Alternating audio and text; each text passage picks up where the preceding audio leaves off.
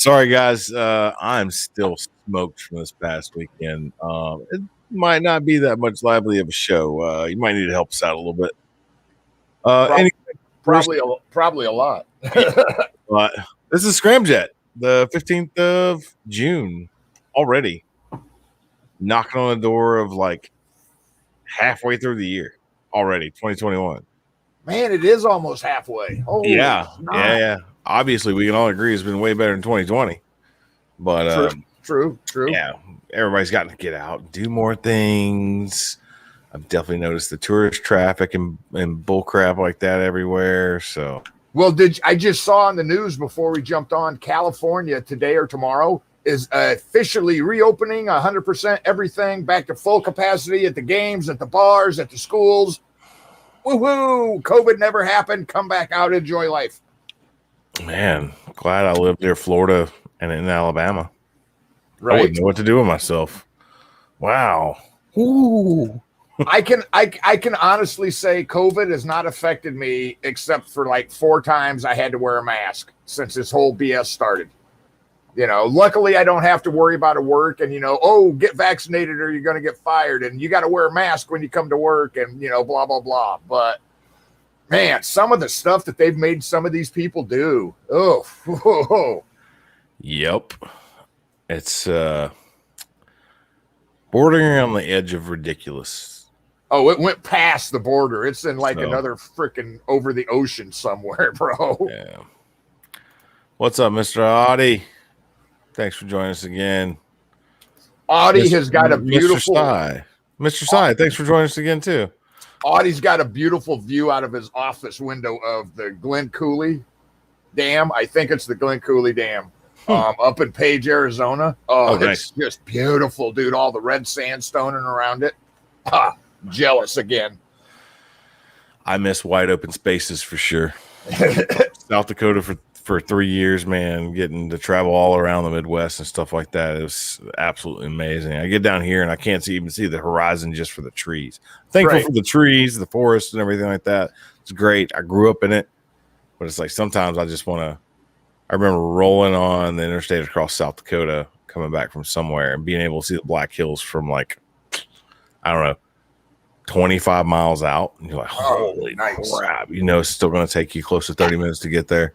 You can still see it. That was the first time when I got orders to go to Carson. I was driving out there from Iowa. And I mean, Iowa, Kansas, Nebraska, flat. Yeah. And like off in the horizon, I saw these little mountains sticking up. I'm like, oh, that's cool. And as I got closer, they got bigger and bigger. And like for 2 hours, I'm driving towards these things and they're just getting bigger and bigger. I'm like, oh my God. Yep. You only usually see 9 miles over the horizon, depending on the landscape. I mean, that's the sea, actually, 9 miles over the horizon. Right. And, you should put some hills in there. But I mean, when you're coming down from a little bit upper elevation across the plains and down and you see, it's amazing.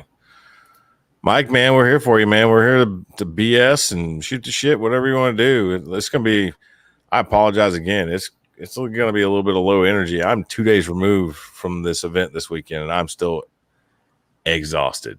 I bet it probably takes a little bit out of you doing those, bro. Dude, it's, a lot out of me. Glen Canyon, that's what he said. Okay, my bad. Yeah, but a beautiful view out there. It's fucking way cool. I used to get to drive across that dam every day on my way to work when I lived out there with him. It was nice. Oh, John Porter, what's up, brother? John Porter. Haven't seen that name in a while. Combat cricket. Say lots of forest fires out here. Yeah, it is a season, man. It is a season. So the series, I'm wearing the shirts. Clutch Kickers $100,000 series. We did 5 rounds last year, pay out a total of $100,000, and we just did our 3rd round of this second season. Oh, nice. Last year we actually dealt with a hurricane, with the remnants of a Hurricane Delta that came through. Oh, we were able to get the round in, but man, it was wet and nasty. I bet. The last event that I wasn't at because I was in Vegas in April, there's a freaking tornado come through. Hey, why not? And like tossed tents everywhere. Like it like sucked tires out of the back of trucks and stuff like that. Yeah, it was nuts. And this one, we were like doing something on Saturday. We were doing qualifying or something like that, and we saw smoke like on the horizon, a smoke trail. I'm like, that's it. That's the trifecta. You know, a freaking hurricane, a tornado, and a forest fire. Yeah. You know what I mean? That's all we need. That's all we need. Wow. Thankfully, there's lots of controlled burns up there in Blackwater State Forest and Eglin Range and Preserve and stuff like that. So I'm pretty sure that's what it was because it was gone after a while. But we were just like, oh, hey, yeah, just our luck. Thankfully, we have a massive fire break, which is, you know, open ground around the track. And we would have been safe, relatively safe. We might have the moves and stuff, but man. I think Audie was out there, Carson. We had a fire on one side of the. It wasn't like downrange for blowing stuff up and ammo training. It was just like going out learning how to drive. Yeah, and it was close to I-25, and somebody set it on fire, and it just went woof. They had to close part of I-25 off because the smoke from the fire was coming over the highway so bad you couldn't see. Yeah. Well, when I was up there, they had a lot of bad forest fires in the Black Hills. And that's when that MMATS C-130 went down. MMATS is a specialized firefighting little package they literally load into the cargo bay of a C-130. It drops that smoke retardant extinguisher or whatever. Yeah. Yeah, and it was a reserve crew. They're usually reserve crews, you know, so they can get called up. You're not pulling from active duty resources. Well, and they're usually closer because they're right in the state as opposed to a different air base. Yeah. Yeah, it just depends. I'm not sure. I don't remember where this particular one was, but it ended up going in and losing all like 8 or 9 crew members. And it wasn't, we were the closest Air Force base, and some of us got mobilized as far as structures guys to basically rip the plant apart because there was barely any access out here. Like some of the first people out there had to get Black Hawked in just to the site and then they got some off-road vehicles, which I knew a couple guys up there that had off-road vehicles that were able to get back to the site. They got kind of like not conscripted or anything like that, but they finally got them back there, basically like cut the trail, and then they bulldozed a road back there and ended up recovering all the pieces, recovering all the fallen guys and stuff like that. But it's pretty sad.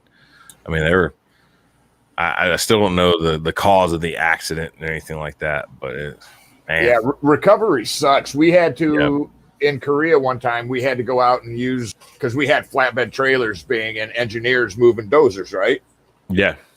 And so they tasked us for going out and doing a recovery on a couple of helicopters that went down in a brownout and then poof, and blades. And that was an ugly mess. But we had to lift the choppers up onto the flatbeds and then drive them, to wherever. But yeah, that was that was gruesome. Yeah, I was asked, I was like, hey, you know how to run a plasma cutter? I'm like, yeah, I'm a metals technology, like that's what we do. Yeah. Okay, so we might need you to get out there or be taken out there and start cutting the wreckage up. I'm like, hey, whatever is needed, obviously, because they were using one of our hangars for reconstruction and storage and all that stuff like that. So I think some little bullet chasing asshole like snatched it from me. I think like some tech sergeant, not even in our shop, some other shop, like brown nosed his way into going out there and all that stuff. Like I would have been honored to do it, do what I can for the effort, but this guy was just like shooting for promotion. So I was like, whatever.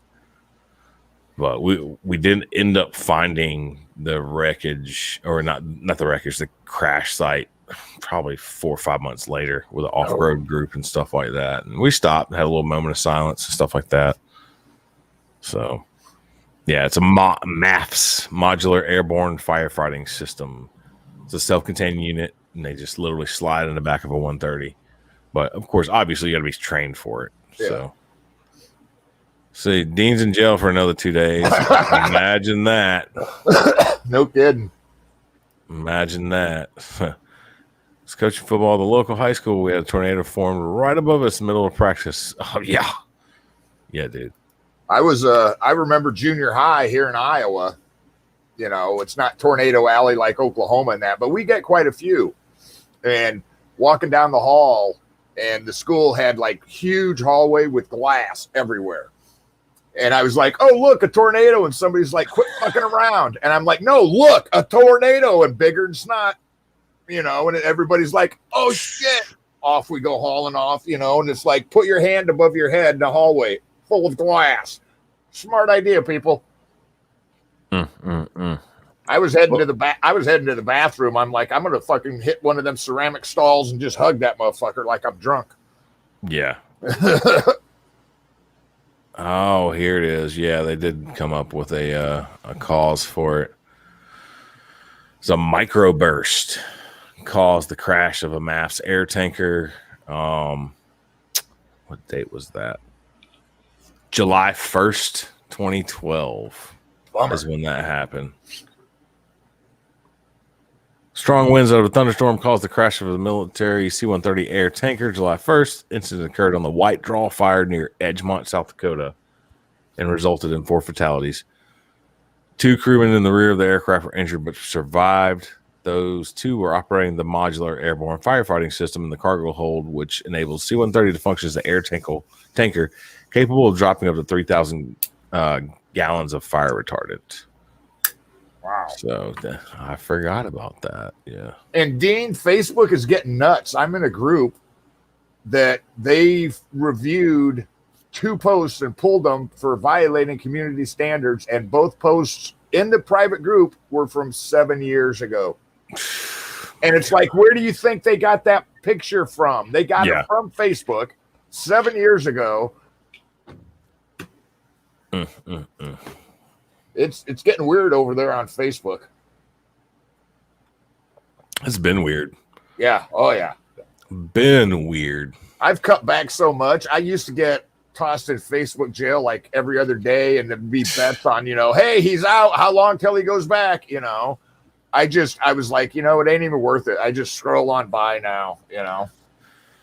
I don't know. I'm on and off it, man. Like, I try to do stuff for Scram Jett, but I usually forget until Tuesday. Well, I try to do better last week. You know, I'm sharing like the events that I'm a part of, and every now and then when I remember, I'll like wish somebody a happy birthday. I think it's kind of disingenuous though, because Facebook reminds you. Right. But, you know, I try to do stuff like that, but like I used to, like I was a big one on watching news on Facebook and trying to, you know, like when somebody believed CNN, I'd be like, hey, fact check, here's an article. And then I'd get drawn into that stupid fucking, you know, Facebook political fight. And it was like, boof, you're banned, you're bullied, or you did this, or you did that, you know? Yeah. So I still watch those. I just scroll on by a lot of them because it's like, you know, this person doesn't even want to have a discussion. They don't want to have conversation. They just want you to think like them. Yeah. Yeah. It's how the world is to freaking day, man. It's ridiculous. So I will tell you guys that I did start for all you alternative types as we're talking, I did start a YouTube channel specifically for the Scram Jett, for just another repository of these shows. You know what I mean? Nothing crazy.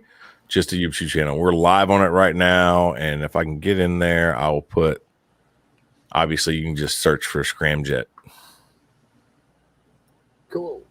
On YouTube, should come up with the same profile picture and stuff like that.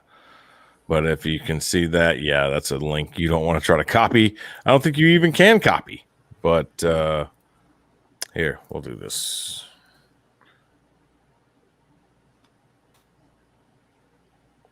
Whoa. Oh, it comes up from all the different sources that we are posted to right now.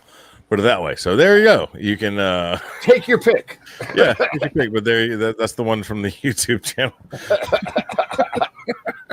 I forgot that if you do that, it says, "Hey, everybody's here." Oh, and speaking of Facebook, it's been hilarious over the last 2 days. Okay, I have gotten trolled, or they've attempted to troll me.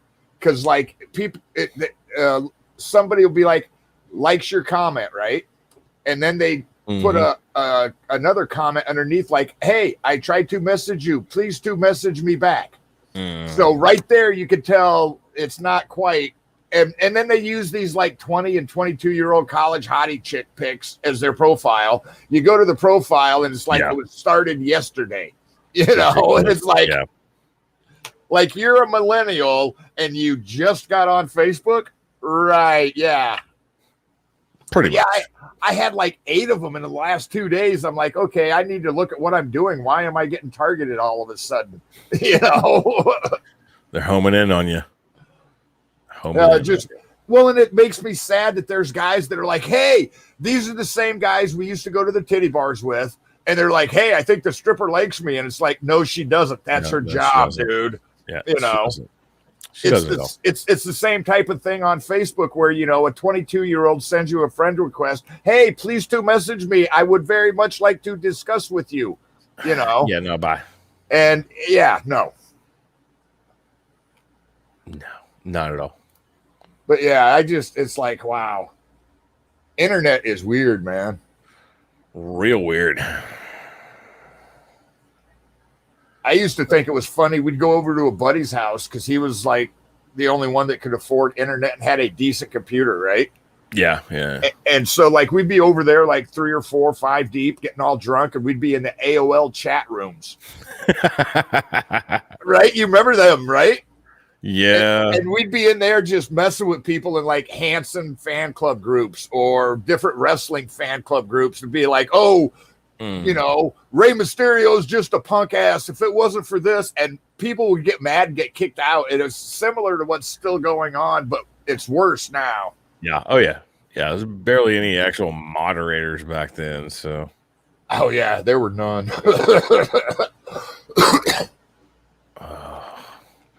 Oh, yeah, exactly. ASL, Dean,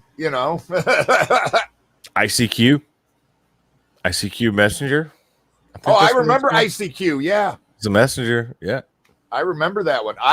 In Korea, I spent like 24, 25 hours. I went through like 4 boxes of wine while I was in an ICQ and an AOL chat with some gal back in the States, dude. It was weird. Yep. Well, we just ran right into it. I think we're both a little tired. I'm W, aka Webb, coming at you from the South Coast, Mobile, Alabama. This is Scram, Jett. A little bit different approach than most veteran shows. We like to hone in on hobbies and different pastimes and things like that. They kind of keep you focused and kind of on the same mindset you were, in the military, because we all feel that little bit of loss of structure and discipline and stuff like that when we leave. I know personally when I was leaving the Air Force, I was like, man, these guys, they need to get their crap together. Get your what is that they say? Poop in a group. Oh yeah, poop in a group. Oh my God, like they could do a couple things better. Not a lot of critiques. Like if I critique something, I usually help fix it. But I was like, man, I'm gonna get out of the civilian world. Yeah, it's gonna be good. Blah blah. Yeah. Like 6 months in, I'm like, the Air Force knew exactly what the hell they were doing. Oh yeah. Like I knew my role, I knew everybody else's role, and I knew how to call people out if they didn't do their job. And they would get in trouble for not doing their job. They would be held accountable. One of the first jobs I had when I got out the military, I went to a landscaping company and was, making retaining walls and, planting trees and bushes. Mm-hmm. And I showed up and I was always like 15 to 10 minutes early. So I'm sitting in the parking lot before the, boss gets there. He's like, what the fuck are you here 20 minutes early? I'm like, habit, Mm-hmm. At least I'm not late. It's the flat tire rule, Yep. Yeah, it's so weird, like prying guidance, written guidance out of people's fingers around here. Like, that's business confidential. I was like, well, if it concerns my job, I probably need to look at it.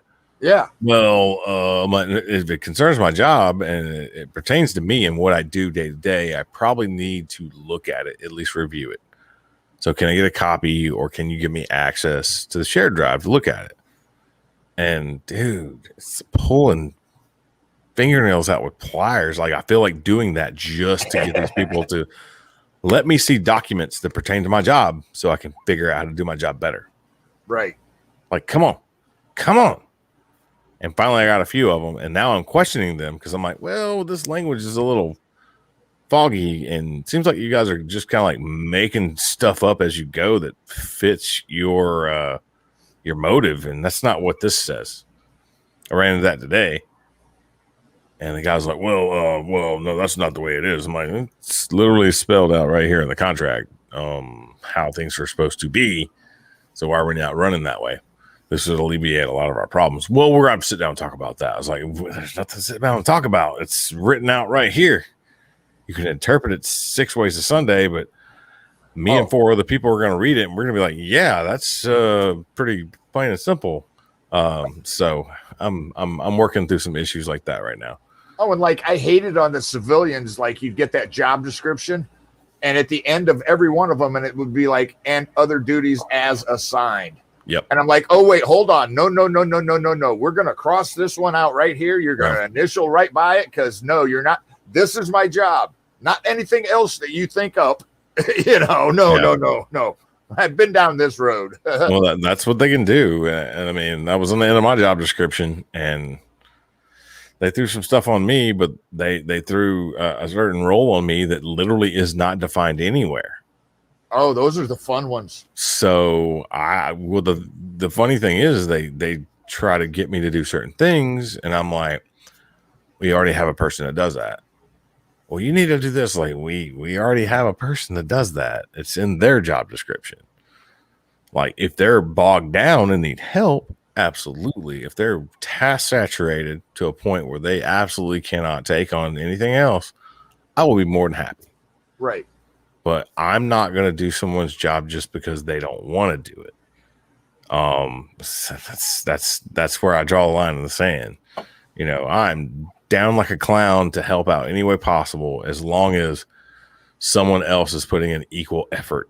Oh yeah. Or has put in effort and is task saturated, and then I'll pick up the slack, no problem, easy. But when you're asking me to do a duty that somebody else should be doing, and you say they're task saturated, then I see them smoking and joking and walking around and doing barely anything all day, then I'm not saying I have seen that, but I'm saying if I saw that, I'm like, yeah, he's not really all that busy. Let's revisit that. Yeah. So another thing that gets me is some inexperienced leadership. You know, a lot of people say leaders are born and not built. I believe they can be both. Yeah, they can be both. You know, you're very much influenced by the leaders above you throughout any career you have. Right. Thankfully, I've had some great guys, and I've had some really shitty guys. So, and I was old enough when I came in the military to kind of recognize that. I'm like, whoa, because I'd been a manager before I came in, so I knew in general how to deal with people and, you know, all their problems and excuses and whatever they're going through. You know, how to try to accommodate people the best way I knew how, while also assigning people to jobs by their strengths. You know what I mean? Right. To try to get the best result.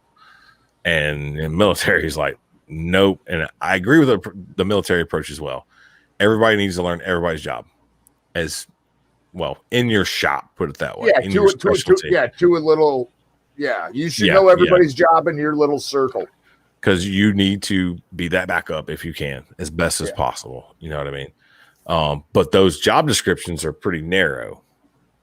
You know what I mean? We've got a lot of stuff going on. They're like, yeah, you need to learn his job too. And it's like, that's a whole nother job. Yeah, that's like, okay, wide. Wait a minute. You know, that would require another degree. I would have to go back to school for 3 more years to even get a degree to start even understanding what he did.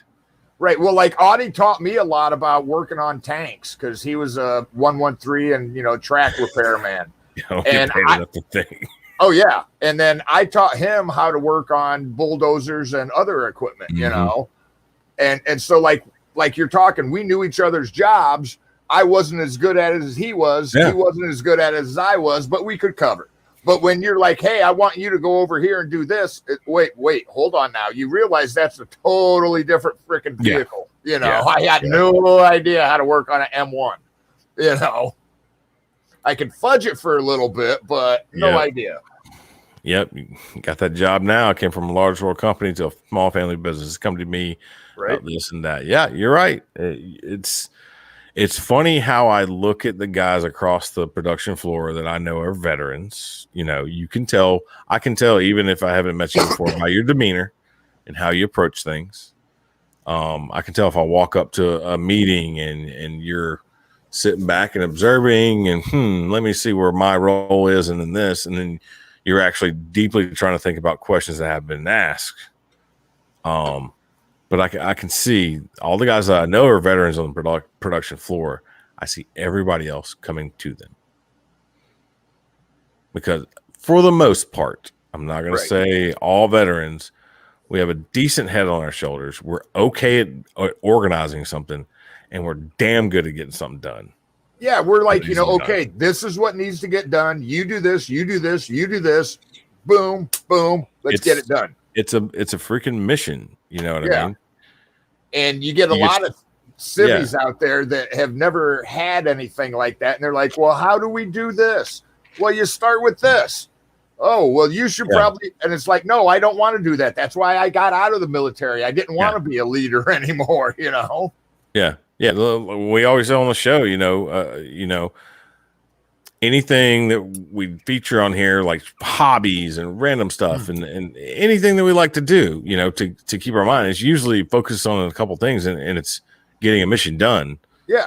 You know, you get your objective, your resources, and your timeline, and then you execute. Like, yo, what I got to do? Who do I got to help me? How long do I have to do it? And then you sit back for a little bit, you strategize, you plan, and you freaking execute. Yeah. You know what I mean? Not a lot of people have that organizational mind that we get in the military, that we have to get, that we have to, you know, kind of fall into in the military. Well, yeah, like when I got out, I went to landscaping and like we'd show up at a site and it's like, okay, we're going to put this retaining wall in. We're going to do this. We're going to plant these trees. And you'd have one guy over here doing a tree by himself, digging a hole. Another guy over here, another guy by himself doing a retaining wall. And it's like, wait a minute, dudes. Look, we need to do this, this, this, and this, then do this. So we're not stepping over each other and doing the same work twice. Come on, you know. Yeah, absolutely. So I'm just, Yeah. I'm not frustrated right now. I'm just I did just get a new supervisor, which I really like the guy. He is really inquisitive. He wants to learn what we've been doing and how we've been doing it. And he wants to, at least at this point, help us overcome some shortcomings and pitfalls and budget, whatever we have, whatever we think we can improve upon. Right. He is getting influence from, I think, some upper people, as far as like for some issues that are a little bit blown out of proportion. So, and then lots of people have preconceived notions about how an organization should operate. I get these things all the time, like, oh, well, you need to do this. I'm like, well, if I do that, I will literally be doing his job. Yep. Oh, you need to do this. Then I was like, well, we already have a guy for that, and he works over there. Like, I if you want me to email both of them and give them the situation and be like, go, cool. Otherwise, you're paying two people to do the same job, and I thought all big corporations should all be about cash containment right now and saving money and all this stuff. And I'm like, you want to pay me again for doing the same thing? If you're hedging your bets and doubling up, that's okay. Tell me that. We will work with each other to do it. But I'm not going to work separately on the same problem. You know what I mean? Yeah. Unless it's especially freaking assigned like that. So we work separately on the same problem to try to come up with different outcomes or something. Who knows? Yeah. Mr. Ezel, what's going on, brother? Yeah. What the zuck? Yeah.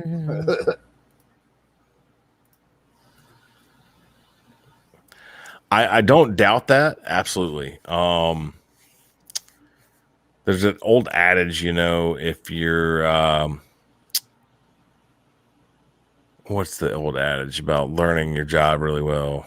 If you're not replaceable, you can never move up. Right. you can never promote, right? To a certain point, there's certain aspects of my job. There's that. You got to get that fine line. Yeah, you don't want to be irreplaceable, but you don't want to be replaceable. You want to be able to move up. You want to be able to teach somebody your job in the event you do move up. But I can't say that I hold any secrets. Everything that I do is intellectual property of my company. The way I do it is my own method, and it's all written down. But still, there's still those little nuances and stuff. So right, those still little like, hey, how'd you do that so quick? Oh, I don't know. It's just I've done it for years, and I don't even think about it anymore. Yeah, chilling with the swamp rat himself, Mr. Lauren Young. What's going on, Mr. Lauren? Missed you at Clutch Kickers this weekend. I think did you guys have a NOLA event? I'm not positive, but it was a wild one. Maybe you watched the live stream. I'm not sure. Yes, you are right. Like I said, you can tell it's a little bit of a low energy show, bro. I'll tell you about my weekend in just a minute after I do the damn slide. Let me find the slide. Okay, there we go. All right. We are a part of Veterans Anonymous Network. You can find Veterans Anonymous on Twitch at twitch.tv/VetsAnon, on YouTube at YouTube/Veterans Anonymous, and on Facebook /Veterans Anonymous 22. Right now, Monday Night Mayhem is on a little bit of a sabbatical. I would look for them in later summer times. We're still going to keep them up here. They're still our comrades, our colleagues, Judy G and Lunchbox. We love them. We miss them. Hope they come back soon. Maybe we can get a couple of them to guest spot every now and then and give us some summer updates. But they're usually on at 7 p.m. Central Standard Time Monday nights. Obviously, you're watching us on Scram, Jett. We're 8 p.m. Central Time on Tuesday nights, Taco Tuesdays, whatever you want to call it. On Wednesday nights, we have the Crossroads with Combat Cricket, usually Jenny, usually a few other guests jumping in, and it's a little bit more of a redirection show as well. They play a lot of games, a lot of current events and stuff like that. Started off on a show very similar to that with Combat Cricket. So, and now look at me talking to all you crazy people that feel like watching us. I don't even know why you like listening to my voice. Rounding out our week is the Full Metal Crayon Eaters on Thursday night. It's our two resident Marines, Baby Jesus and Tommy Erotic. Why we let them do the weekend safety briefing, I do not know. But they're always a riot to watch. We'll probably be putting up a couple things for Kyle later on. He's trying to gather resources for his run across America. Sai, if you have any of those bookmarks or anything handy, you can shoot it over on the private chat, and I'll throw all that stuff up there. He desperately needs some help for sure. He needs some drivers to go across country and a few other things. So that is our promo slide for the entire network. I really like the layout of this slide. I do want to modify it a little bit to put a couple more things on it just to make it pop. So I like it though. Hey, there's the slide. Oh, here we go. Oh, they're guest spotting right now. Tommy Erotic right there on the left and Baby Jesus on the right. Hi, guys. Please come watch our show on Thursdays. I am going to get crucified for that on Thursday. They're going to kill me. I'm not going to blame them if they actually pop in this broadcast. Because I sometimes I go on Tuesdays and Thursdays are some of the only nights I have like kind of free. Mondays, I'm pretty busy with the beginning of the week. Wednesdays are usually a little nuts at work. I'm dealing with kids and crazy stuff like that. So Thursdays, I, every now and then get to watch Crayon Eaters. And if they allow me, I will jump in. But yeah. A soothing voice. Was this Barry White? Oh, yeah, baby. I can do it a little bit. I'm trying to get better on my pronunciation and my fluidity and get rid of the uhs and ums and stuff like that. You got to work on it. I'm not really conscious of it. It's a lot harder than people think. Yeah. It helps, of course, if anybody's interested in getting online and doing anything like this. I have not done anything like this before, I think, November of last year. So, like, I was doing nothing, and I got invited on another show that was on another network with Felix, the Sauce Boss, and Combat Cricket to play a couple games. And it was fun. It was cool. No problem doing it. It's like drugs. It's like drugs. The first one's free and fun. Then after that, the Hodge twins voice. Why, thank you. But yeah, so Felix called me up one night. He's like, "Oh, we got an open spot. I think we need to put something up there." So he literally scrambled around and came up with the name Scram Jett. And I was like, "Oh, that's kind of lame." And we got in it, and we kind of talked to each other about it, and it's kind of like, "Oh yeah, it's a spur of the moment. It's really quick. Let's put it together," and it kind of fit. So I, kind of took it over, got to this network, and kind of jumped at the opportunity. Bought a couple of pieces of equipment, not on a laptop anymore. Done a little bit of production work with some videos, which if I had the time, I would update the intro video. We got other pictures and stuff like flips like that to put in there. But man, countries open up, activities are going on, and I am booked, to say the least. If I'm not booked, I literally just want to go lay on my couch or sit on my porch or sit by my pool. Oh, I hear you, bro. Freaking relax, bro. Holy. Speaking of booked, this past weekend, Clutch Kickers $100,000 series. Nice. This is our second season. And yes, throughout the year, we give away $100,000 in prize money. At every round, the first place winner gets 10 grand. The second place winner gets 5 grand. Third place gets 3,500. Fourth place gets 1,000. Fifth place gets 500. And 6th through 16th gets their entry fee back, which is like $400. That ain't bad at all, really, so bro. We pay really, really well. That's good. And that's a lot of things like that. It's like if you ain't first, second, or third, you're out of money. Yeah. Where at least that sounds like it. At least you get your entry fee back. Hey, that's still cool. It was a fun day. Yeah. Entry fee is one thing, but the amount of stuff that these guys pay for just to get there with their spare parts and their trailer maintenance and their diesel. Well, and then if they break something. Oh yeah, it happens all the time. So yeah, they get their entry fee back, but guess what? You're dumping like 10 grand into a motor and a tranny when you get back home. I can tell you one thing: if you want to slide over to Clutch Kickers YouTube, it's going to definitely change your mind about all these people having fart cans, because there are definitely 1,000 horsepower supercharged LS motors and BMWs out there. Bro, and like I've said before, that's not my thing. I respect the snot out of it because the high horsepower, the driving, the whole deal is just, I'd much rather, like this weekend with the All-Star race in NASCAR, watch these guys turn left the whole time and get $1 million at the end. It was really cool this weekend. They had Sarah. Evening. Hi, Sarah. They had a different format. So like whoever was first, they let the crowd pick, and they would invert anywhere from 8 to 12. Oh, wow. For 20 laps. And then they did that invert again. Okay. It was crazy, bro. If you get a chance to watch some of the highlights, it was brand new rules for this year. It was really good because now you got the guy that's like 2 seconds ahead of everybody, right? And you're 12th now. I don't see a lot of crazy stuff like that in drifting because drifting is subjective. It's judged by judges. It's not a timed race. You know what I mean? Yeah.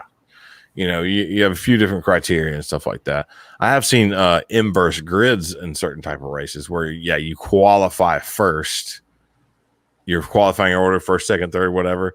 Yeah. And they'll do it and they'll flip the entire grid. Well, like, you qualified first. Now you're starting last, bro. Yeah. Yeah. So what that does is that puts the faster guys at the back. So there's more racing, more wheel racing. Well, and that's what they were trying to do with NASCAR this weekend because no points were on the line. Nobody was going to lose anything. It was just go out and race, and if you win, you get $1 million. Yeah, that's nuts. you know, So there was no teammates like, okay, he needs more points, I'm going to stay behind him. Yeah. Nope, none all of that. Individual. All yeah, individual. it was a really good race. There were some good spins, some good rubbing racing type of stuff. Yeah. We like most of drifting. Yeah, everybody thinks it's a rice rocket thing and all this. Japanese Okano boxes. Well, it has evolved over the past 10 or so years. It's been around in the United States professionally for almost 18 years now. I was at one of the very first professional events in Atlanta. And you did have your little 240s and stuff like that with Japanese engines, 4 cylinders and things like that. But you also had Sammy Hubinet in a V10 Viper. You had Reese Millen in one of the old GTOs, well, the newer GTO from Pontiac. He was a factory back team. Yep. Now you have Ford backing 2 guys, crazy Mustangs. You have Toyota in there with the new Supra. You have all kinds of just crazy cars. Vast majority of them are going to be running a V8 of some sort. They're either forced induction or very high compression with nitrous, and some car. The average horsepower, I think, in Formula Drift right now is sitting at about 900 horsepower. Wow, and that's going sideways on yeah. a 275 series tire. Sideways at like some of these tracks, they throw them sideways at 120 miles an hour and tuck it into the turn and burn straight out of it. It's literally automotive ballet, and it's the craziest thing you've ever seen. Oh yeah, you got to know right when to hit the gas or the brake, when to turn, when to it's totally crazy. I compare that to the rally, the WX cars when they go off roading and they got a co-pilot. It's like, okay, turn in 20 meters now, turn in. It's kind of like that. It's a ballet. Like you gotta, Oh, that's all stage rally. That's a timed event, but it is absolutely sheer precision driving talent. Precision driving. There you go. Yeah. It's none of this. Well, I can bump this guy here, or I can rub tires. Yeah, I'm trying to find just a pure clip of what goes on in this freaking race or this style of racing. I haven't been to a NASCAR race, Sarah, but I've been to a NASCAR track and an event and got to go back into the pits and talk to the drivers and see cars, but it was way too hot and we didn't have a good feeling about the person that we were there with. And, well, it was like, if you're sponsoring, or paying money to somebody to get a sticker on the car, they should at least acknowledge you while you're there. And we didn't get none of that. I mean, we didn't want the guy fawning over us like, hey, thanks for, this, blah, blah. But at least a handshake and go, oh, hey, thanks. His pit crew welcomed us more than he did. You know what I mean? Yeah. So absolutely Audi. Oh yeah. Checkers and wreckers. That's a freaking mantra in drifting, dude. Because you're so close and you're trading spots and you're gliding past, you're trying to stay as close as you can to the lead driver, all while sliding sideways with your hair on fire and your tires on fire sometimes. Yeah. So sometimes those transitions aren't as smooth and you might come across and clip the back end of your opponent. And it happened this weekend. Like 2 with like almost 1,000 horsepower. One guy has legitimately 1,000 horsepower, Magnuson supercharged, crazy built motor. Other guys probably 800 horsepower Golan engine built, like naturally aspirated, beautiful, $150,000 to $200,000 race cars, both of them. And one guy didn't give him enough room, and he clipped the back of him. And this guy has a rear mount radiator, so he snapped the radiator neck off. So we don't allow cooling on the track, obviously. So it's water that just started spraying out. We thought it was fuel. Yeah. So it was pretty nuts for a little bit there. This guy actually couldn't weld the filler neck back on. So he literally looped his radiator lines, filled it up with coolant again. And he was having to push it up past the burnout line and then glide down there, shut it off. And then when the lights started counting down, he would crank his car up and haul ass so he wouldn't man. over, because he was going full throttle the entire run. Wop, bop, bop, bop, but he had like less than a quarter of the amount of coolant that needed to be in there, no heat exchanger. Right. We got done with the run and freaking rolled up, shut the car off, trying to keep the car cool. Yeah. So it's just it's awesome to see the teamwork and everything that's out there surrounding all that stuff. The innovations that come out of there, because like half the big pro cars out there are all rear mount radiators. So it was, I don't know. I love it from the technical aspect. I love it from the administration aspect of running the series, which I help do as far as technical inspections, technical rules, and then run of the show and organization and things like that. But I tell you one thing, I was out there from noon Friday to about 9 p.m. Friday, and we were arranging the course, doing technical inspections, and they had a small practice for about 3 hours. Then I had to be back out there at 7 a.m. on Saturday. It was already 80 degrees at 7 a.m. Finished inspecting all the rest of the cars in the field, which we had like 60. We had like 70 something drivers registered, but about 10 of them didn't make it. So I think I inspected about 60 cars total. I loved your hat, by the way. I like that straw brim hat. That was nice. Oh, yeah. I saw that picture. That was good. I got it in here somewhere. Yeah, there we go. There you go. That's nice. Yeah, that's my my Holly straw hat. I work for Holly a couple events a year, once in Bowling Green and once in Las Vegas. It's a lot of fun too. We put on the drifting show up there too. So nice. Got my Rugged Radios headset on because it helps keep my hearing safe, and I also can hear everybody else because I'm a veteran. Like most people here, I can't hear worth the shit. What? So exactly. So it helps me out a lot, and that's our purple shirt that we wear on Saturdays, which I'm not a huge fan of, but it's kind of like Mardi Gras colors. So, but no, we're 2 practice sessions, which are an hour and a half a piece, and then a qualifying session in which every person in the lineup drives 1 lap as best they can. They get a score, and then they come back around on a second round and do a second lap trying to better their score. Except we had rain right before the second qualifying session. So what we had to do is every person that came down, we had to give them a sighting lap, which they would drive through the course and see where all the wet spots were or patchy spots were. Okay. They come directly back around and then do a qualifying lap. So you're talking about 2 laps for every car trying to qualify. So when they do that sighting lap, are they restricted to a certain speed, or can they, like, if they want to rev it up a little bit, can they try it?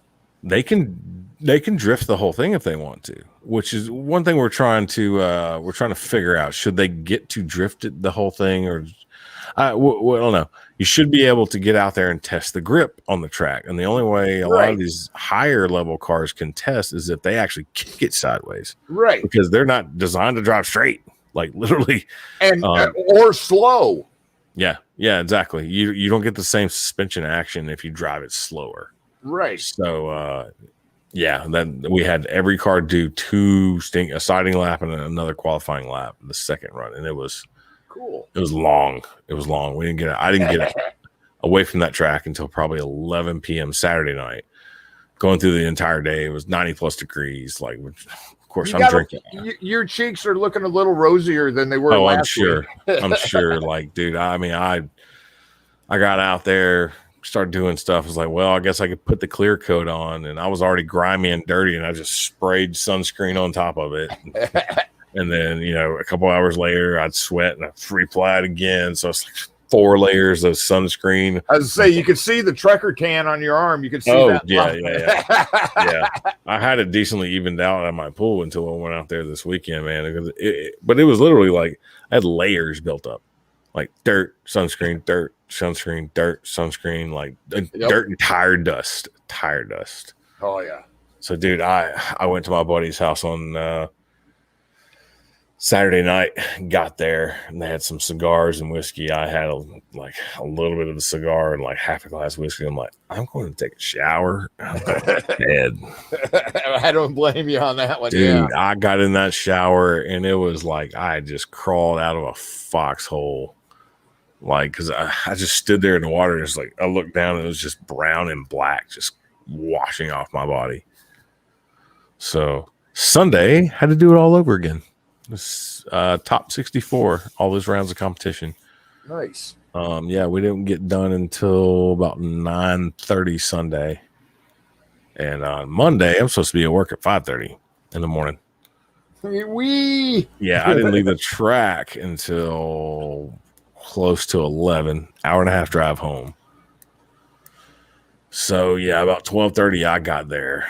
And I'd already messaged my supervisor. I'm salary, so it's not that critical unless there's a certain point in the build that I have to be there.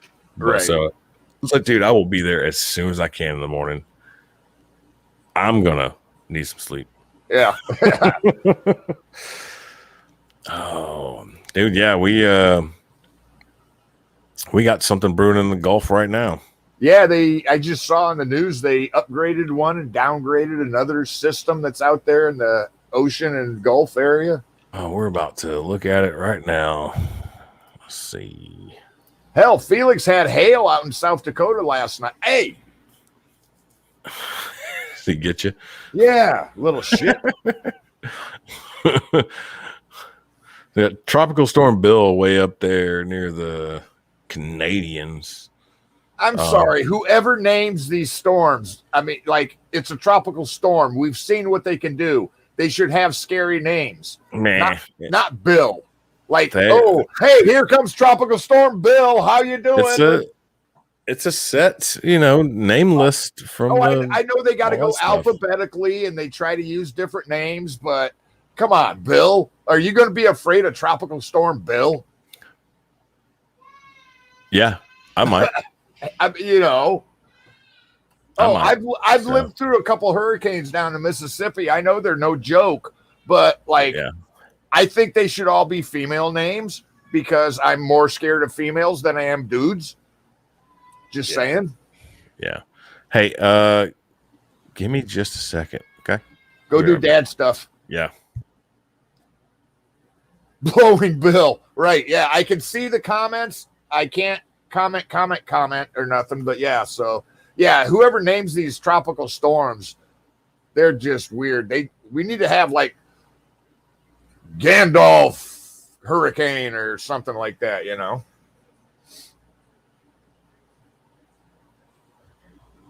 like tropical storm Freddy Krueger,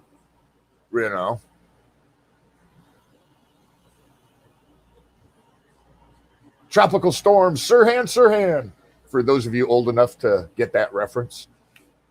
Watched an interesting show about him the other day with those conspiracies unrevealed or whatever it is. I've got a lot of free time. I watch a lot of TV. So.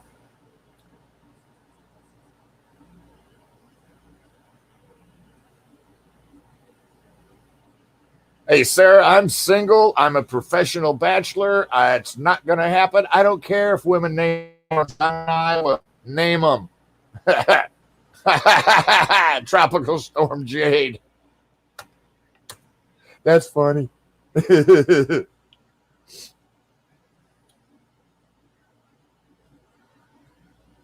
So, yeah. He's doing his dad thing. I'm just sitting here listening to hockey.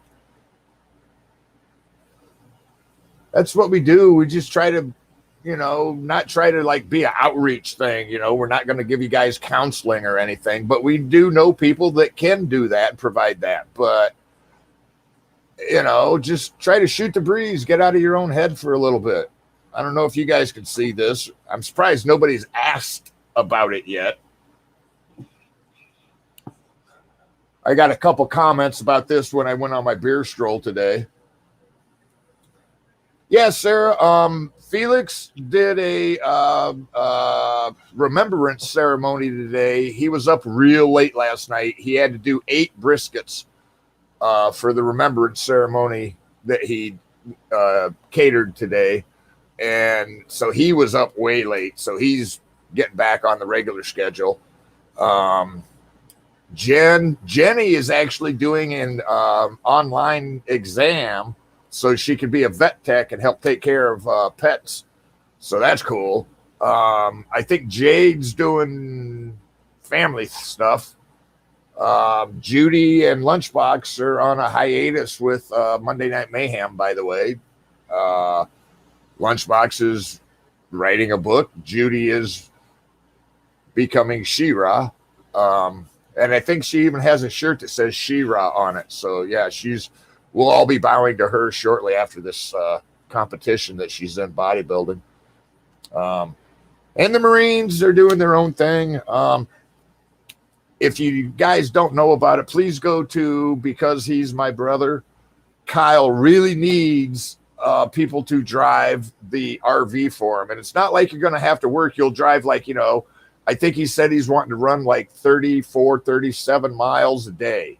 So like you drive up like 15 miles and stop. He comes up, gets some water, changes socks, shoes if he needs to. You drive up, he drives, and then you guys find a hotel or sleep in the RV. That's it, literally. And it's paid for. Food.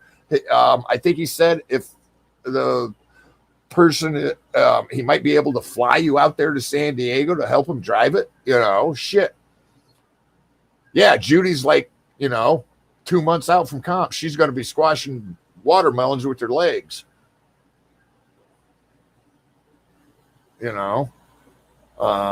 So, yeah, there's that. And I also heard today that our own Tommy Rodica is going to be doing 22 trips upstairs that are, I don't know how many there are. I forgot right now. But somebody donated to his fund, and he's going to be doing that. So, when people tell you that, push-ups and running and whatever the awareness raising event doesn't help, it does, because without that event, you wouldn't hear about places like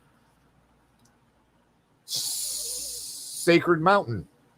Any vet, if you can get to an airport, if you've got problems, law enforcement, firefighters, Gold Star families, if you can get to an airport, they'll help you work through some shit. Our own Felix has gone through it.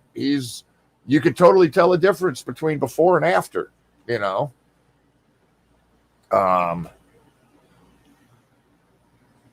yeah, and so without those hikes, those silky marches, those runs, you wouldn't know about the programs that can benefit you as a veteran, and from fishing to metal detecting to hunting to running to horse therapy there's so much out there, but without people like Tom and Kyle and Mike and other people that are involved with these organizations, Felix with Sacred Mountain, we wouldn't know about any of it. So you got to do something to get people to look, and then you can plug the program for the help, and that's all. Yeah, Mike, Sacred Mountain right there, bro. Thank you, by the way. But yeah, so, there's programs out there. Every state's got stuff, and if one, Sarah's been a big one on throwing in Valor for Veterans and a couple other places, I think, Tackle 22, Soldiers for Freedom. Thank you, Michael, again. That's what we're trying to do, but we're also trying to just, on Tuesday nights, kick back, shoot the breeze, what's your hobby? What do you do? I've gotten back into reading. This might surprise a couple of y'all, but I am rereading this for about, I think I'm on about the 6th time I'm reading it, and some of it's starting to stick. So, but yeah, that's one of my hobbies. That's what I'm reading, Sarah. Essential Teachings by His Holiness, the Dalai Lama. And I think I'm on, like I said, my 5th or 6th time trying to read this. So, but yeah, that's another one of my hobbies that I'm getting back into is reading books. When I was younger, I'd read a book. I was that kid at night that the mom would have to come in and grab the book because I was under the covers reading. Oh, wow. So, okay, wait a minute. Okay. I've got an Amber Alert going off on my phone right now. 2 days ago, we had what do they call it? A silver alert when a senior citizen goes wandering. Yeah. What do they want me to do? Dress up like Batman and go look for this? I mean, come on, really. Just be on the lookout. Oh, yeah, but like I go 2 blocks. I know. It's like I hope they find the kid. I hope they find the senior citizen, but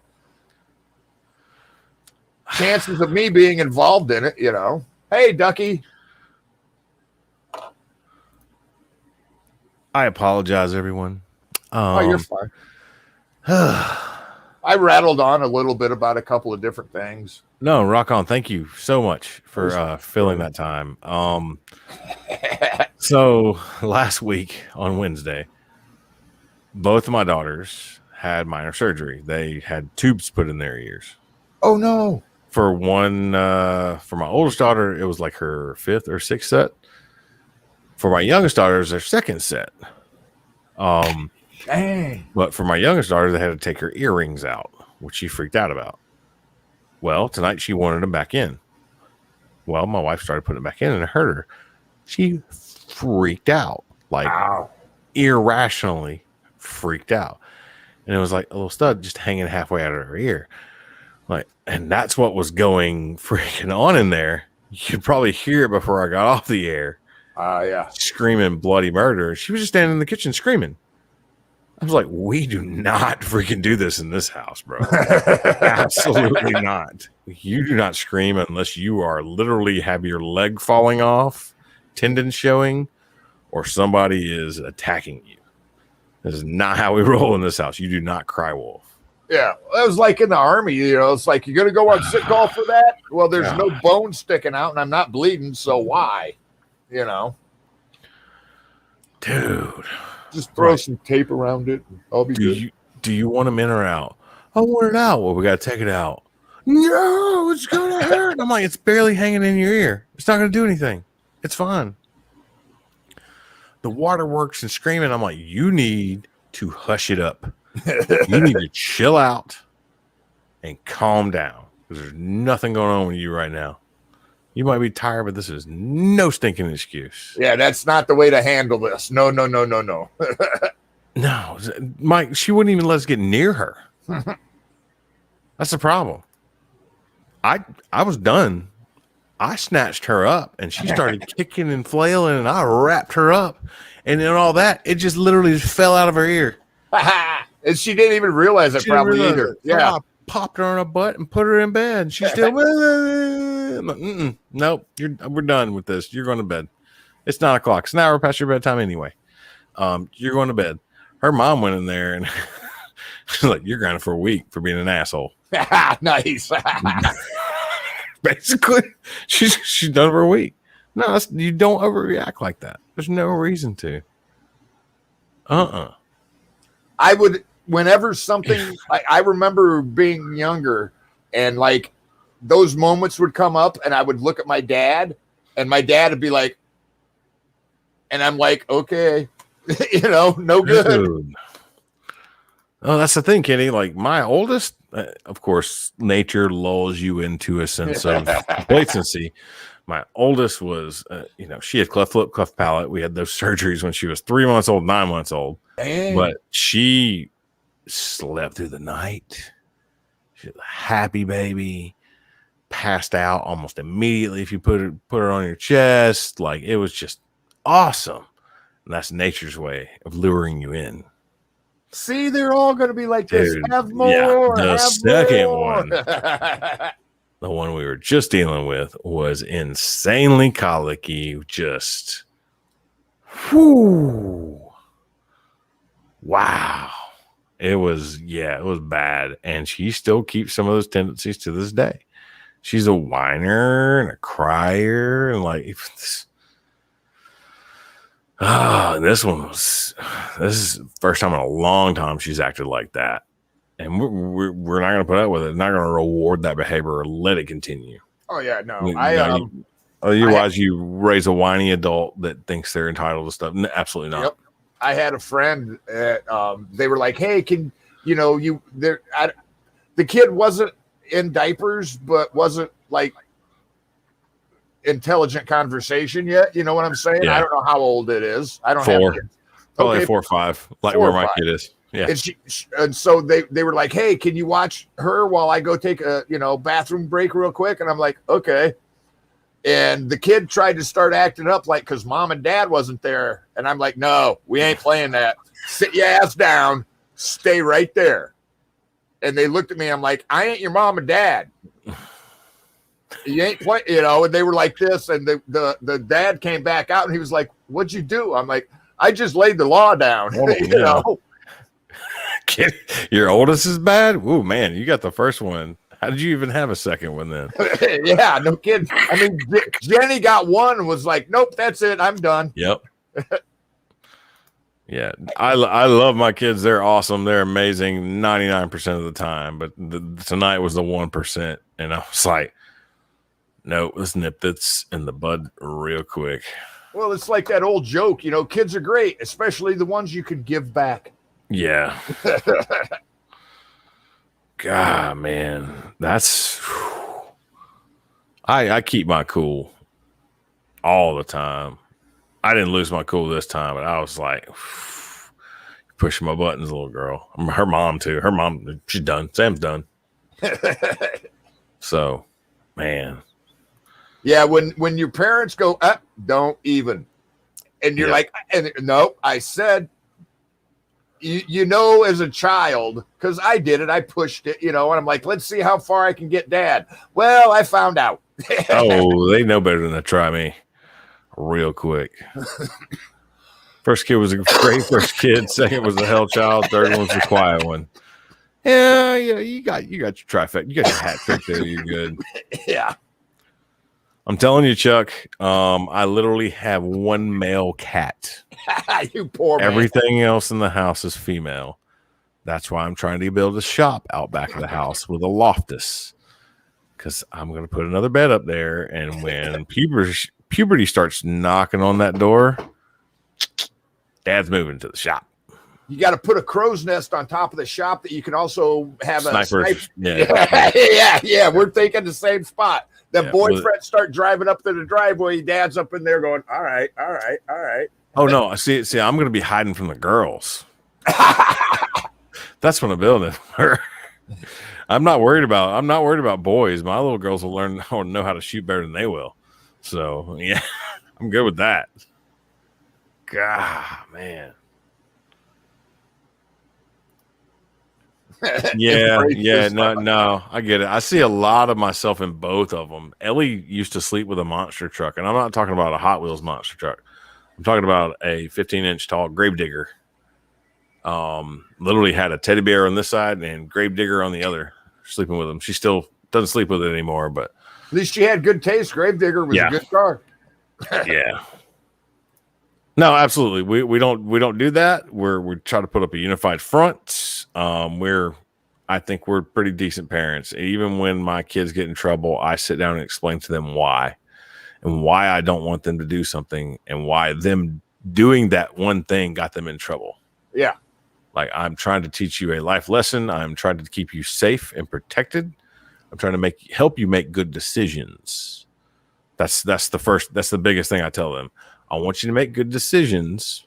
This is why you shouldn't do that. And I'll explain it. I'll try to break it down to their level, their vocabulary, and their understanding, their comprehension level. That's sometimes kind of tough, but you can sit back and think about it a little bit. But that's what I try to do. And usually they're like, oh, okay. And, I slip in a couple bigger vocabulary words than they have in their current vocabulary. Say that much. I'm not, pulling out the thesaurus or anything on them. So yeah, I go to the boat garage to work on tackle. Nice. Yeah. Oh, don't know if you heard that. Good old Mobile.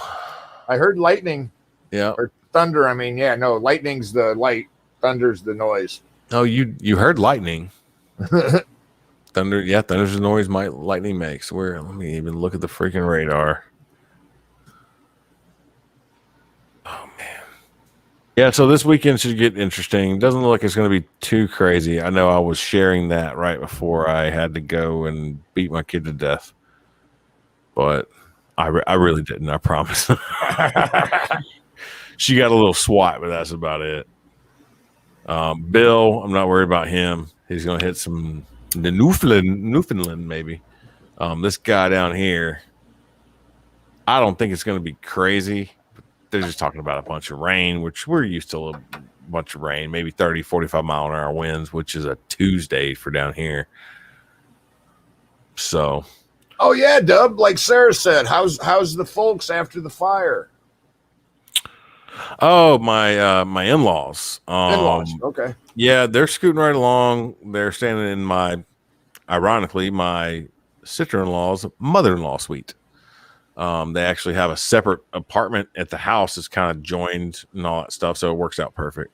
Nice. They're finding another place to rent. They're actually going to find the house out kind of near us, and then they just said they might buy it. Oh, cool. So cool. we'll see. Yeah, they're recovering quite nicely. I mean, it's always a tragedy, and it's just always a hard time because you lost a lot of stuff. We were able to save a lot of stuff too, which is a good thing. CJ, Webb is going to be your dad in about 15 years. What's that? Jade said her dad's got a patio area with amazing toys in his garage with 4 girls. I'm like, yep, you're on that path, Webb. I'm working on the patio area. It's not bad. And as soon as I can get a contractor that is not busy and not covered up in these times to come out and give me an estimate on the shop, that's going up. Because I mean, my classic Japanese car is literally sitting in my old garage at my old rental house. Thankfully, my old landlord is a good friend of mine, and he also likes old Japanese cars. Oh, nice. That comes in handy. Yeah, he's not renting it out. He's planning on moving back into the property, so he's just trying to get a bunch of things sorted out. He's like, hey, man, you can keep the car there as long as you need to, pending us moving back in. I'm like, okay. And I think this week, or hopefully I can get it out this week. We'll see. I don't know if I'm going to try to move all this crap and stuff like that with all this tropical storm coming through. We'll see, but it's got to get out of there for sure. I want to get out of his way. He's been very gracious, very patient. Well, that's cool. Yeah, like a lot of people are like, oh, you're moving. Make sure it's empty or anything left is mine. Yeah. It's he knows the struggle too. Like I told him, I was like, man, I'm just trying to get these guys in here. People call me back and be like, yo, I'm booked like 11 weeks out. Oh yeah. What? It's all that stimulus money. Everybody's making upgrades. Yeah. Kenny's got a nice shop up in the Montgomery area. He's got a dyno and all kinds of stuff. Ooh, that's not a shop. That's a beautiful. Yeah. Yours is like what, 40 by 60, Kenny? It looks about that big. Oh, that's amazing. And a dyno. Oh. Yeah, he's got a couple buddies I think that went in on it with him. I mean, they're all big car guys. That's cool. Known them for quite a while. Kenny's got a Volvo wagon that'll smoke any car that anybody owns that's ever watched this show. Put it that way. Nice. Yeah. No, John, I do not want to build a shop. I've built cars. I've built out the shop before. And I know I build aircraft. I do not want to build a shop. That's why I'm in a position where I can pay someone to do it, to just get it done. So, yeah, I'm to that point. I don't need to DIY everything. I don't need to build everything myself. I'll gladly pay so I don't have to do that crap. Well, like I remember growing up, my dad was like, we could just do it ourselves. I'm like, Dad, it's electrical work. Don't you think we should have? Oh, it's not that hard. You hook this up, you run the wires, you pop this in, boom, you got outlets. Actually, I could do the electrical work. Well, I can too, but now my dad, as he's gotten older, he will pay people. Like we used to change our own oil. Now he just says, hey, you do it. Yeah. And I realize why now. It's like I can do home repairs, but I'll pay somebody else to come in and do it. I don't care, I did change oils in all our vehicles at my old place with the garage and stuff like that. Yeah, no problem. That's easy. Right now, I don't even have a flat space to do it on because I have a trailer, another car, and now I'm storing another trailer for my in-laws and a few other things. I'm not going to attempt it. So, yeah, Kenny, exactly. Yeah, I could go rent a freaking, Right. a high lift forklift and pull beams up and bolt them down. I can even pour a slab if I need to, but it is not. I don't want to do it. I'll just pay a guy, just come in here and just do it, get it done. I just want to put my stuff in it. Man. Man, where are we at? Oh, we're 9:17. It's not too shabby. Yeah. Not bad. Thank you for filling that in for sure. Like I said, man, oh man. It's been a while since I had to flex the dad muscle. Keep you on your dad toes. Yeah. So I'll tell you, I was so stinking busy this weekend with different duties. I was up at the line. I did all the technical inspections. I was also up the line, the starting line, watching all the battles because I'm kind of the safety director kind of guy. Like stuff catches on fire, people wreck. I have to rush out there and make sure nobody does anything dumb. We've had a couple of our volunteer track workers before when a car caught on fire go out there and proceed to dump almost every fire extinguisher we had on the premises into a car when it was already out. And we had to literally go get more fire extinguishers before we continued on with the event. Yeah. So I was there just kind of supervise that and make sure nobody was getting stupid and all that stuff. So literally these are only like a couple of shots that I actually took. We were getting chased by rain a little bit. Some beautiful clouds. It never rained from that system. Those are beautiful. Very, very threatening. Yeah. So that's our start line right up here. We were in the middle of a small break, I think, but that's from our start line. That was during qualifying. So we had our start lights turned to the right and they would go down this right lane and into the course. Yeah. That's my little junker four-wheeler off to the right that I use for running around the track. It's got a fire extinguisher strapped to it and a couple other things. Night, Mike. Be safe on the roof tomorrow. Yeah, night, brother.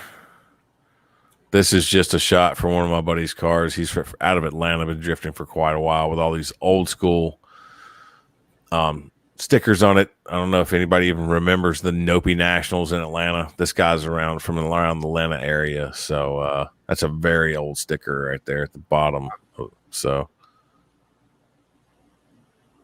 but yeah, literally this is about the only few pictures I took besides that one too. I took my freaking GoPro with me, 4 batteries, all charged up. I could have strapped it somewhere. I did not have the time or the inclination to do it. It was good busy, but it was freaking busy, bro. Holy cow.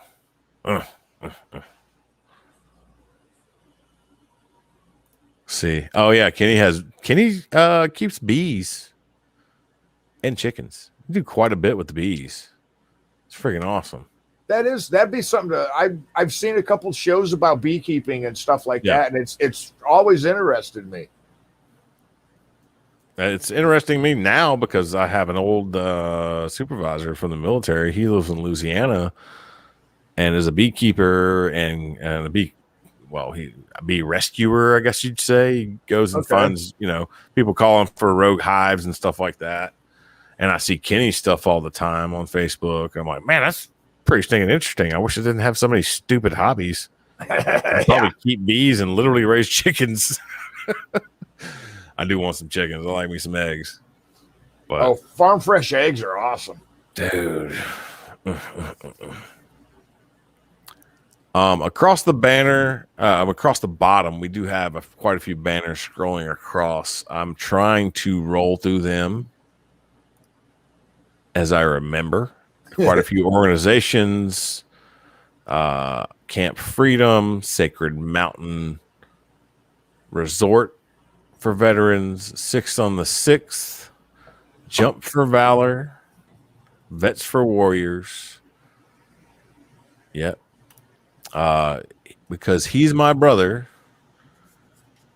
That is a foundation started by our own save22.vet.net. Quite a few organizations that we like to rep out there for sure that we know do good for the veteran community. We're a different type of show, obviously. Redirection. Obviously, if you have demons, you need to face them in the proper way. But what helps you in the meantime and afterwards is finding your place back in the civilian world, like a lot of us have had to do. Hobbies, anything that keeps you grounded, keeps you from going insane, that gives you that sense of mission, like we were talking about. Get your objective, your resources, and your timeline, and you execute. You can do that in a lot of different ways. You just, maybe we can inspire you. Maybe you can just get interested in something. We've had metal detectors on here. We've had artists on here. Obviously, I'm into the drifting and racing and, event production. We've had barbecue sauce, barbecue sauce. Like, we smoke all kinds of meats and get stupid and crazy on that stuff. I'll talk to you about pool care if you want me to. It doesn't matter. You know what I mean? I have a schedule. I take care of my pool. That's just is what it is. So please reach out. If you're having crazy problems, reach out to somebody. We all on this network, obviously you can reach out to us, but do understand that we live our own lives as well. Yeah. You know what I mean? Don't get discouraged if someone doesn't immediately get back to you. Like I always say, if you're reaching out, keep reaching out. If you reach out to me, I might be dealing with somebody else, or I might be doing my own thing. Or dealing with something yourself. Yeah. Absolutely. And so reach out to Webb or Jen or Jade or, keep reaching out. Don't just stop. And all these different organizations were scrolling across the bottom of Scream too. They help, Yep. Sarah, absolutely. Absolutely. We're here for it. That's basically what we're doing, Sarah. I told Cy on pre-show, I was like, dude, this is gonna be a slow night. I'm still gassed from this weekend. And we're gonna roll off some comments. I don't have that much content. I got a few pictures here and there, but we're just gonna get at it, buddy. Sure. Yeah. Yeah, you're right, Kenny. Yeah. I think Kenny did. Well, I knew he did work for the DoD in some capacity. He's not a veteran, but he worked for, or maybe does work now for the government. But yes, he's got a lot. I can tell Kenny. You know what I mean? You rock out, beekeeping, chickens, cars, dinos. So, yeah, I remember that now. Okay, yeah. He is a military brat, yeah. And yeah, like you said, structure, like when I got out and became a civilian, and it's like, oh, you can show up about 9. And I'm like, what do you mean about 9? Yeah. Yeah. You got to tell me things, and then I do it. Yep, Jade, exactly. Yeah, we do these shows. In all actuality, we have paid to do these shows, just for the subscription to StreamYard, our streaming service. Other than that, all the production, all the format, and everything like that is all made up by us. Nobody pays us to do it. If we do have a sponsor from some shows, that show has worked it out with those people. You know what I mean? Usually not monetary. Usually it's sauces or shirts or hats or something like that. Just getting exposure for whatever exposure we have. And we don't mind doing that at all. If you want to give any of us money, we're great with that too. That's fine. There's no problem with that crap whatsoever. We do realize, like, there are plenty of places for you to reach out to. There's resources out there. We are scrolling a bunch of them across the bottom as we speak. And Sarah, I do have that. I think when I did a 72-hour vacation at a VA facility, I got one of their kits, and I still use the little leather pouch that I sewed together from that group. Yeah, hillvets.org is scrolling across the bottom right now. I wish that was copy pasta, But she does have the comment right there. If you want to go in the comments and copy and paste that into your browser, www.healvets.org for sure. Yeah. Trying to think of a couple other ones that we got down here. Vets for Warriors for sure. If you like doing Daredevil crap like some of us do, Jump for Valor. Oh, put you in an aircraft. I believe that's maybe like Central Florida or something like that. An aircraft throws you out of it with a parachute on there. Nah, I wouldn't mind doing that. I wouldn't mind doing that at all. Go for it, bro. I'll rappel, but I've no desire to parachute. I don't know what the difference is. You know, I can hang off a cliff, but I don't want to jump out of a plane. No desire. Yeah, it does seem counter to all survival instincts ever. But you gotta trust the silk, man. You gotta trust the silk. But if you've never done it before, I mean, it is what it is. I mean, it's all up to your gumption. I'll take it. You have a camera? You have a camera fast enough out? Yeah, no. Audie knows my feelings on parachute. They used to try to get us all, hey, you guys, we got slots open for this. No. No. No, could go. Oh, do you want to go to airborne school? You don't want to go to jump school? No. Oh, come on. It can't be that bad. The school wouldn't have been bad. It's just the whole jumping out of a perfectly good airplane for no freaking reason. Yeah. Do it up. Yeah, send us some pics. That'd be cool. Yeah, that'd be cool. Oh, don't need a fast one. Oh, well, you're saying I'll take pics as you hit the ground. He's going to free fall into the ground. But you're right. If he actually comes in under canopy, it'll be okay. Nah. Yeah, Audie was in a unit with me. They tried to push everybody to either go air assault or airborne, so you could fit in, be one of the herd. And it was like, no. Yep. No. Yep.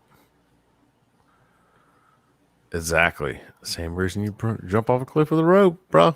Yeah, but for me, everybody like Castrol or Valvoline. Everybody's got their choice. Ford or Chevy. Parachute, rappel. Those are not the same thing remotely. So I'll tell you one thing. I'm still exhausted, and I do have a small thing for tactically acquired. It's actually an article. Oh, nice. Actually fits it very well. But we'll go through the slide one more time. But man, when I'm done with the article, I'm pooped. Hey, bro, I'm probably gonna freaking sign off. No problem. Okay, all right. I'm sorry. Like I said, I'm getting older and I'm gassed. Hey, life happens. We know that, bro. So, holy cow!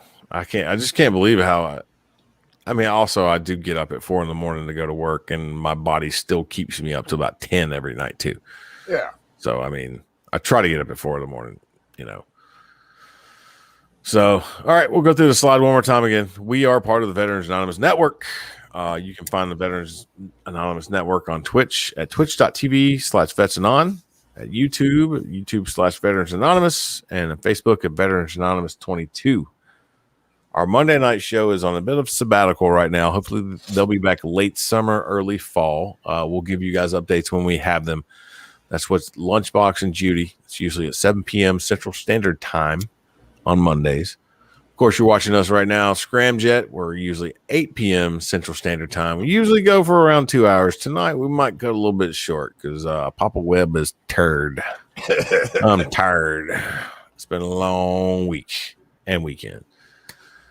On Wednesday nights with your host Combat Cricket, we have the Crossroads. Usually play a lot of good, fun games. That's how I actually got involved with this whole online veteran stuff. Ended up playing a couple games with the colleagues here on this network.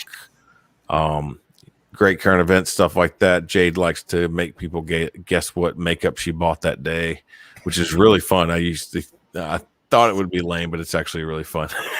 It's hilarious. We have our own canned answers that we always use, and every now and then they're right.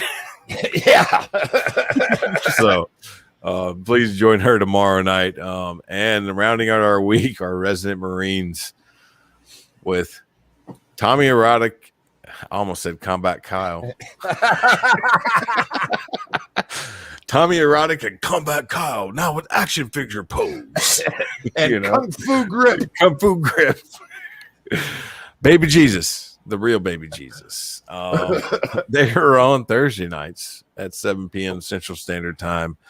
And we actually let them give you a weekend safety briefing, as funny as that sounds. Good luck with that one on Thursday. It's usually a riot for sure. He definitely has his own thing going. Kyle is trying to run across of America to raise awareness for veteran suicide. I'll put this across the bottom right now. Facebook.com, because he's my brother. Please, he's got a call out right now and trying to get a couple drivers to help him make it across the United States. He's got an RV and all this crazy stuff. Your food is taken care of. Yep. All you got to do is drive, wait for him to come up. You're going to have lots of internet time. Bring a book, Yep, absolutely. Right now, it's attention to everybody. We're still in desperate need of drivers for the safety RV to make the cross-country run possible. You or someone you know are willing to do any amount of driving, please let us know ASAP. Starting July 17th in San Diego, California, and should be back in Columbus, Indiana around the second week of October. We cannot do this without you. Food is included. If you have any questions, please send us a message and we can answer them as quickly as possible. We do not want to have to cancel or reschedule again. Thank you all. Tell you one thing, absolutely, if I had the amount of vacation, bro, I'd be in there like swimwear at least for 2 weeks. That's what I'd want to get in there and stay in there for a little bit. If I had a driver's license, it'd be covered. He wouldn't need. I'd drive from San Diego to DC back to Indiana. Yeah. I'm sure you know where the DMV is. Me and the state of Iowa have a minor disagreement about my license and fines. Oh, okay. Never mind. Say no more. Say no more. He is not asking anybody to drive the entire length whatsoever. He knows that's just not going to be possible. What you are going to be donating is your time, obviously, to this cause. Transportation, I'm not positive about how all that would work either, but this is a freaking great cause. He's already got a couple big names that are jumping behind his cause. So hopefully we can come up with something for him pretty soon on that. But please go visit, because he's my brother. Go watch Full Metal Cryo Eaters on Thursday nights and watch The Crossroads with Combat Cricket tomorrow night, please. Hopefully obviously Full Metal Cryo Eaters will be pushing that, and need to prod Jade a little bit if you see her, if she's still on here. So hey, do something about it.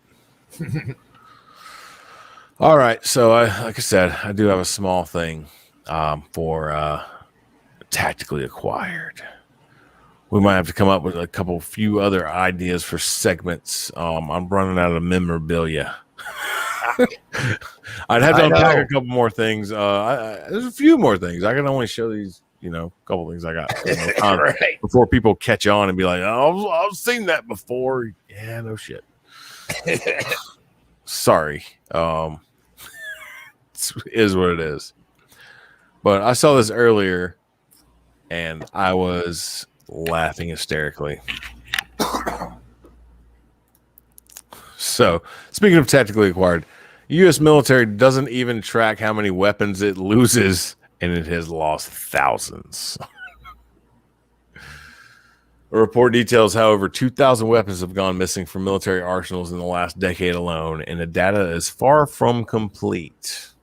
Of course, this is coming from the drive / war zone. It's their kind of the military reporting branch. I love these guys. They don't get too sensational with a lot of their stuff. This is probably as sensational as you'll get with them. They do mostly current events. All the Chinese warplanes flying south of Taiwan after G7. A few other little things for their the Army combat business jet, their intelligent jet. Interesting pieces about anti-drone weaponry. So give them a look. I'm not sponsored by them. I just like looking at these guys because it's a good variety, basically. But this one caught my eye today. They don't even know how many weapons they've lost, but it's around 2,000 weapons in the past decade. I saw an article that was talking about this same thing, that there was there's thousands of weapons that have come missing from arms rooms. And I'm like, I can, and it says a damning investigation report published by the Associated Press today details how over 2,000 weapons have gone missing from military arsenals between 2010 and 2019. While the data set was far from complete, what the outlet did obtain shows a worrying pattern of lost and stolen weapons, some of which ended up in the hands of criminals who used them in the commission of violent crimes, while others were even simply discarded in public parks. And you know what's sad? That doesn't even surprise me. So, yeah, it goes on to say weapons went missing or deliberately taken from a wide variety of locations: armories, warehouses, firing ranges, Navy vessels, or even while in transit. Reasons cited in the report included unlocked doors, burglary, security personnel falling asleep, or lapses in surveillance and other security. Oh, yeah. 1,500 weapons were reported missing or stolen from the Army. 1,500 from the Army alone. Like 200, I said, not surprised. 211 from the Navy, 204 from the Marines, and 39 were categorized as other, which presumably includes the Coast Guard, the DOD, and forces like the Pentagon Force Protection Agency. See, I didn't hear the Air Force lost any. Oh, wait, you guys don't have weapons, so you can't lose them if you don't have them. Ooh, see, that's the thing. Lots of people would think that we got better weapons than the Navy SEALs. So we got to go in and get them when they call 911. So here's the thing. Knowing what ESC, Airman returns the M4 carbine to a storage at Holloman Air Force Base. Having helped let's just say, I'm trying to see how I can say this without stepping over the bounds of any kind of clearance thing. Having helped rewrite an installation defense plan and help edit it for current times, I can say we have in the Air Force very strict weapon control policies and very strict accountability on it. Not to say that stuff can't slip through the cracks.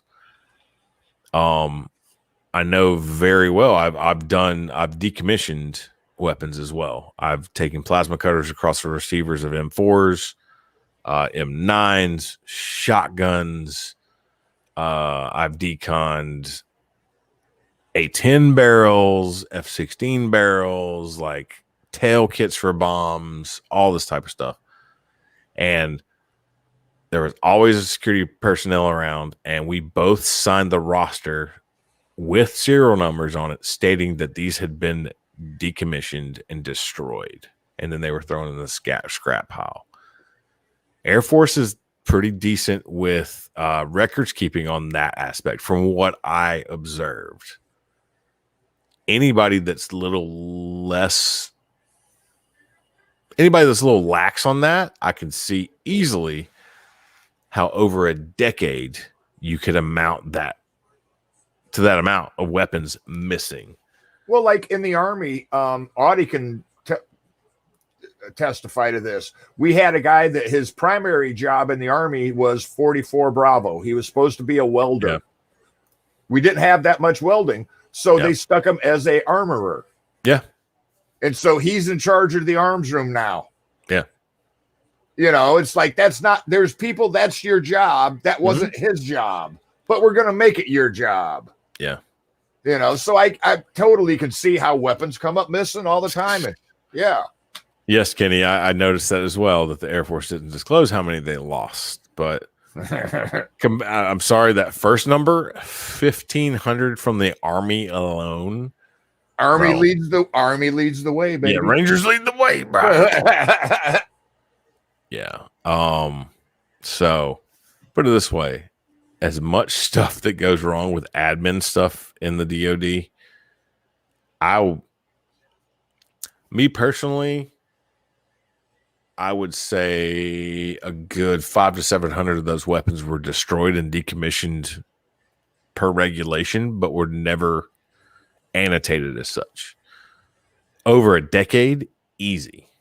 Yeah. Easy. And somebody's like, oh, I don't know what happened to it. And somebody went back in the records for 3 or 4 years and couldn't find it. And it had been deconned. It had been destroyed. Nobody annotated it such. But now it's missing. Yeah.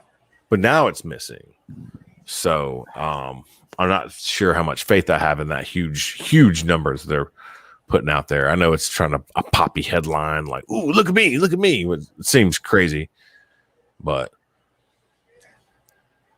they're I know the Air Force, some of the nuclear weapon or nuclear missile security forces personnel up in Montana, they dropped a freaking a 249 off the truck or something like that and didn't recover it. Something like that. And then also a Mark 19 grenade launcher, I think, went missing. It was just weird. Yeah, it was weird. Well, and I've seen on that, like, you know, the WTF Army moments where it's like, they find a freaking 50 cal just laying on the side of the road, you know. Yeah. So it doesn't surprise me. I've seen some stuff, you know. Dude, yeah. It was not too long ago, the Army found a Ma Deuce that was 90 years old. And still worked. And still working. And they didn't know about it till then. Yeah. Like, oh, wow, let me trace the serial number. Wow, this thing's 90 years old. So. Little CLP, fire some rounds downrange. Waka, waka, waka, waka, waka, waka. That's exactly what I was thinking as well, Kenny. 2,000 guns over 10 years, really not that bad for the scale. Yeah, trust me, there is all sorts of other things that go on that and compared to many other people don't know about. Compared to other countries, oh, come on. You know, other countries, they're like, we had an arms room. It's empty now. Yeah. You know. So, like I said, I would bet good money on 500 to 700 of those weapons, possibly more, were actually destroyed, but just lost in the system. They're missing from the administration of the system. Nobody did the paperwork for them. Like, oh, we got a freaking a barrel full of blown up gun parts, shattered barrels and receivers, irreparable stuff from CADM or the gun range or, certification that we can't do anything with. Yeah. Nobody ever wrote down the serial numbers. Nobody wrote down anything. They're like, oh yeah, just send it to get melted down. Or they sent it to a welder or metals tech in the military and we torched it or whatever. We destroyed it, decon and put it in scrap. Done. Yep. Oh yeah. I know. Don't go into that. I'm sure that's all kinds of random crap, dude. Oh, and Sarah, over in Korea, we were finding landmines like all the time over there. You know, it's stupid. Yep. Absolutely. Heck, over in Kuwait one time, we were bulldozing a sand wall down and a whole box of Czech landmines came out over the spoilage. And we just kind of stopped and looked at it, and it was still in the wooden. It was still in the wooden crate, and we were like, what do we do with this? We'll call EOD. EOD's like, you guys are combat engineers. Blow it the fuck up yourselves. And we're like, cool. Wow. Yeah, that was the fun with being with combat engineers. They blow stuff up a lot. A lot.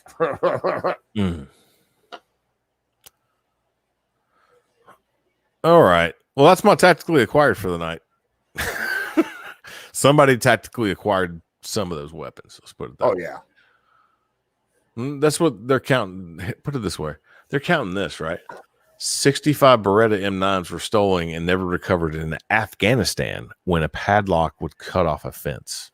Imagine that. They're counting that. Yeah. Some are still there and some made their way back. I don't even want to get into that. Military grade weapons on the streets of America. Blah, blah, blah, blah, blah. Like, right. Come on. Piss off. Oh, but that was a memorable moment. They need a warrant for that. No, it doesn't matter if they're MPs or not. Doesn't matter if they're MPs or not. Nice. I believe it, John. All kinds of factories got redirected to the war movement for sure. Made all kinds of crap. So, all right, everyone. Again, I apologize. We're only like 13 minutes early for cutting the show off, but I am freaking exhausted. You look spent. Yeah, thanks. I don't mind. I'm. Hey, you had a good weekend. You should look like that. I did. It's kind of tough. We kind of run a different structure at the race a little bit. I was in a different position, which I appreciated. I deemed my position a certain name. I'm not going to mention it online because it's pretty vulgar. But I was unscrewing stuff when it got screwed up. Right. So, I just had multiple roles, and that's fine. As long as those roles are defined. I was knocking them out when needed. So, I know. Yeah. Calling me the hell out. So, all right, everybody, thanks for joining us. We've had an average of 10 viewers all night. That's amazing. I think we dipped up to 20 at the little very beginning. That's fine. Hopefully we find us interesting enough to come back and join us again and BS. And Kenny, thanks, man. I mean, you're not even a veteran, but like I said, you're Air Force brat coming in all the way from Montgomery. Nice. Tuning in, interacting, BSing. We dig all of it. It's fun. Yeah, it really is. Keep letting us know what you want to see on the show, any kind of different segments, any kind of guests. You got any ideas for if you've got a hobby or tactically acquired, send it to one of us, Yep. If you want to be on the show as a guest, you definitely need a quality webcam, at least some type of mic, or headphones will work if you're on a laptop. Send us a little bit of information and we can get up a small little bit of format as far as questions you ask you and stuff like that to explore the hobby a little bit. We can't just sit here and go, I don't know, blah, blah, blah. If you don't like being on camera, then I'm sorry. We're on camera. The live people you see up here are only the ones you see from the platform you're watching from or the page you're watching from. We have a total viewer count where we can see it. But also, this thing is recorded on like 3 YouTube channels as well. And it's also Facebook Live. So you will be seen by other people further down the road. So don't be nervous about that. But we love to hear about veteran hobbies that keep their mind off stuff and help them focus on things. And that's kind of what we're here for. So definitely thank you everybody for joining us. Sarah, John, Audie, everybody up in the comments further up. That's too far up for me to scroll. Kenny, Jade, everyone, thank you. It's been a short night, but I will take us out now. Love you guys. Take it easy. Peace.